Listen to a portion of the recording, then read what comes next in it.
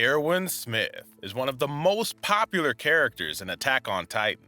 He was the 13th commander of the Scouts and contributed greatly in the fight against the Titans. He was trusted by his subordinates for his overwhelming leadership abilities and calm judgment.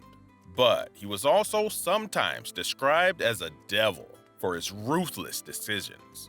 And did you know there was even a time when many readers thought that he would end up betraying humanity and becoming an enemy? In this video, we're going to summarize the life of Commander Erwin and even show you a few hidden details that only appear in the manga. So please be sure to watch till the end. If you like videos like these, why not subscribe to the channel so you can get notifications when a new one comes out? Please be aware, this video may contain spoilers, but only up until the 3rd season of the anime, Erwin's childhood.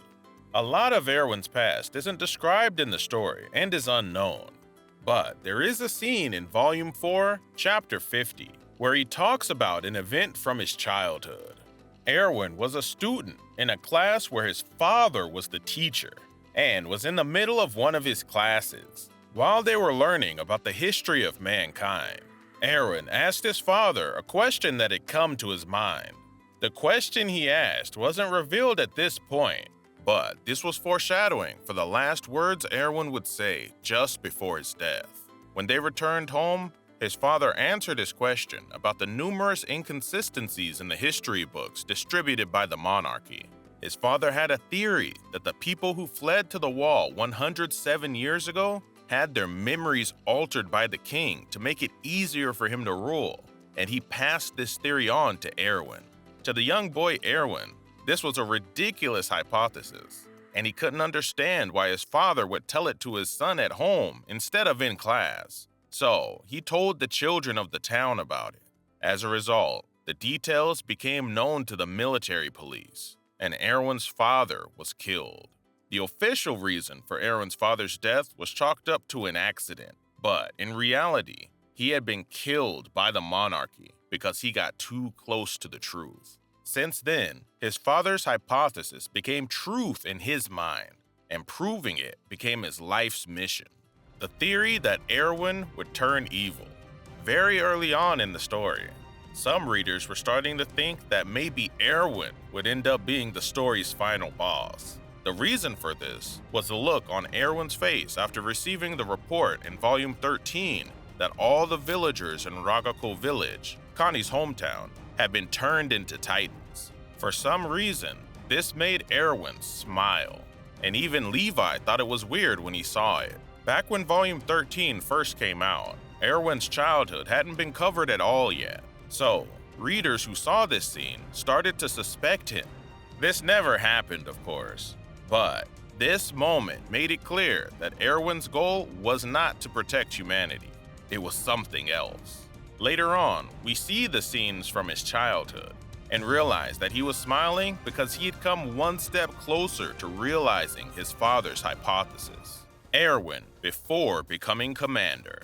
Did you know that Erwin appeared in the first chapter as a squad leader fighting the Titans? At this time, he was under the 12th commander of the Scouts, Keith Shadis. There's a scene in episode 1 where a young Eren, who was 10 years old at the time, watches the Scouts returning to the walls with admiration for them, and his eyes meet Erwin's. However, Erwin, and all the other Scouts there for that matter, are overcome with a sense of despair at having not achieved anything, and he quickly turns his head away.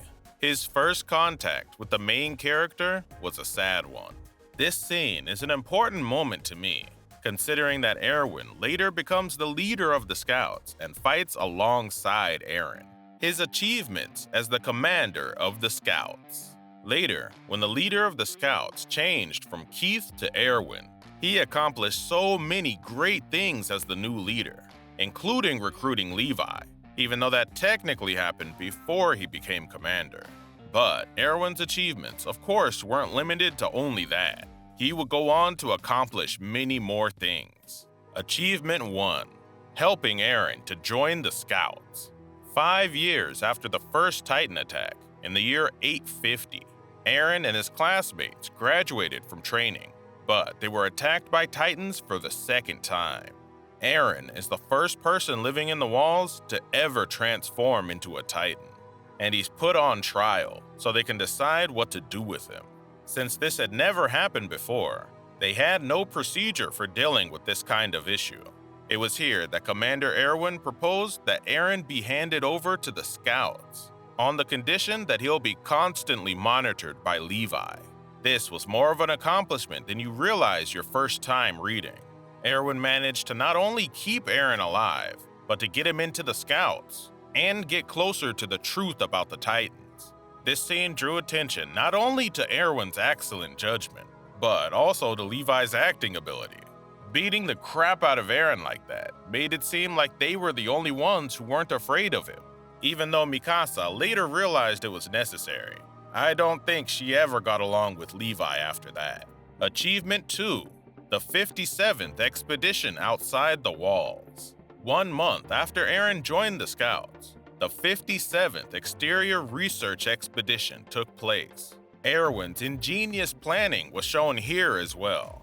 The long-range scouting formation he had created was a strategy used to reach their destination while avoiding contact with Titans as much as possible. And it was successful in greatly improving the Scouts' survival rate. Although the official reason for the expedition was to create a new route for the operation to recapture Wall Maria, we know that Erwin had a different idea in mind. His plan changed after the 2 Titans they had captured alive were killed by someone in Chapter 20. Erwin asked Eren what he thought the enemy was. Eren had no idea what he was talking about, but Erwin must have already known that there were enemies among them. The real reason for the expedition was to uncover the true identity of the enemy. To achieve this, they secretly brought many traps with them and attempted to capture the female Titan. Achievement number 3. The Scouts rebelling against the Monarchy. The Scouts managed to influence the rest of the military into rebelling against the Monarchy, and this part of the story is complicated and very different compared to the battles against the Titans. Between the mystery of the Rice family, the battle between Levi and Kenny Ackerman, and of course the coup d'etat itself, we see humanity divided here more than ever before. What was Erwin doing during all this? Well, for most of the time, he was actually under arrest on false charges, and later sentenced to death for them. The military police arrested him after falsely accusing him of murdering the chairman of the Reeves Trading Company. However, with the help of Commander Pixis, he successfully exposes the monarch and aristocrats for not caring about the people, and stages a coup d'etat. After that, under the leadership of Erwin, the Scouts were able to come up with a way to stop Rod Rice, now a Titan, from attacking the walls of the city. Erwin's final days. The operation to retake Wall Maria was an essential part of Erwin's story. Here, Zeke, as the Beast Titan, drives the Scouts into a corner and nearly wipes them out. The basement of Eren's house had never been closer. Erwin is torn between his desire to go to the basement and the duty that he has to fulfill as the commander of the Scouts. He knows what the right choice is. Still, he couldn't bring himself to give up on his dream. Levi had to make the choice for him, telling him to give up on his dream and die leading his soldiers. Erwin says thank you to Levi, and then creates a plan to use himself and his soldiers as bait in a suicide attack against the Beast Titan, which he only barely survives. Flock brings Erwin to Levi, who then has to decide whether to let Armin or Erwin live, because both of them were dying. Levi could only transform one of them into a Titan with the injection he had. As a Titan, they would regenerate and then eat the dying Bertolt and become the heir to the Colossal Titan. At first, Levi wanted to give it to Erwin. Erwin's last words dissuaded him from doing so, and he ended up giving it to Armin instead. Erwin's last words. So, why didn't Levi give the injection to Erwin? Well, just before Levi injected Erwin, his hand came up as if to refuse the injection, and he said the same question he had asked his father as a child. The question was, "Teacher, how do we know that there are no humans outside the walls?" We first saw Erwin asking his father this question back in Volume 14, Chapter 55. And since Erwin's death occurred in Volume 21, Chapter 84, this moment was foreshadowed over a year before it happened. Also, Erwin's death was in Episode 55 of the anime. The fact that this question was foreshadowed in Chapter 55 of the manga, and we finally hear it in Episode 55 of the anime, was definitely something they did intentionally. Now, why did Levi choose Armin? After hearing Erwin's last words, Levi saw that Erwin was still stuck in the past and decided to let Armin live, thinking it would be better to let him rest rather than bring him back to reality again. Levi was the one that told Erwin to give up on his dream and die, and Erwin seemed happy with that outcome.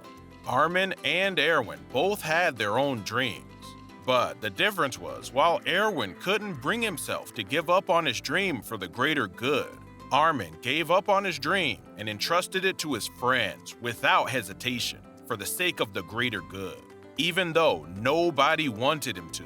I think Levi could tell that Erwin was a slave to his dreams, but Armin wasn't a slave to anything. Still, instead of saying he chose to let Armin live, it would be better to say he chose to let Erwin be free from his suffering. All of the people that had died under Erwin in order for him to get closer to his dream was starting to give him a guilty conscience. Also, even if he would have let Erwin live, after he had found proof to his father's hypothesis and learned the truth about the world, what reason would he have had to continue fighting? What reason would he have had to continue to increase the amount of deaths he feels responsible for? I think he would probably end up suffering from burnout. Armin still had a dream to see the outside world and was looking towards the future instead of the past. So, from a narrative point of view, there is no choice but to let Armin live. Predicting Erwin's death. Did you know that Erwin's death was actually predicted by the director of the anime long before the manga had even come out? The director of the anime was the one who came up with the idea for Armin to be the narrator of the anime.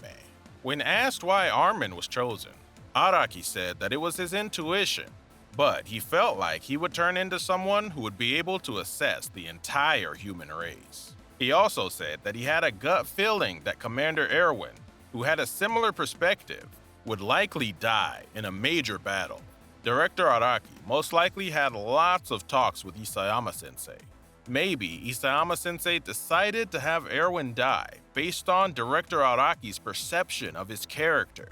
Commander Erwin was always seen as an important character from the first time he appeared, but I think it would be interesting to experience the story again after learning that his main motive is to prove his father's hypothesis, not humanity's victory. As always, please feel free to share your opinions in the comments. I make sure to read all of them. Thank you for watching.